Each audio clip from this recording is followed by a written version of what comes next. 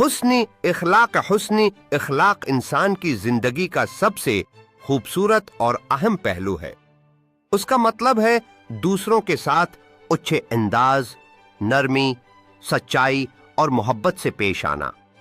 ایک خوش اخلاق انسان معاشرے میں عزت اور مقام حاصل کرتا ہے۔ اسلام نے حسن اخلاق پر بہت زور دیا ہے۔ نبی کریم نے فرمایا سب سے بہتر وہ ہے جس کا اخلاق سب سے اچھا ہو۔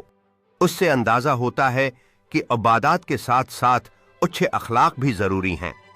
حسن اخلاق میں سچ بولنا، وعدہ پورا کرنا، بڑوں کا احترام، چھوٹوں پر شفقت، معاف کرنا اور لوگوں کی مدد شامل ہیں۔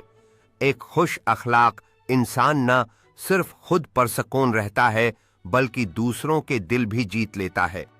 اگر کوئی ہمیں برا کہے اور ہم نرمی سے جواب دیں تو اس کا دل بدل سکتا ہے۔ معاشرے میں امن، محبت اور بھائی چارہ پیدا کرنے کے لیے حسنی اخلاق ضروری ہے۔ ہمیں چاہیے کہ روزمرہ زندگی میں حسنی اخلاق کو اپنائیں تاکہ ایک بہتر فرد، بہتر مسلمان اور بہتر معاشرہ تشکیل دے سکیں۔ یہی کامیاب زندگی کا راز ہے۔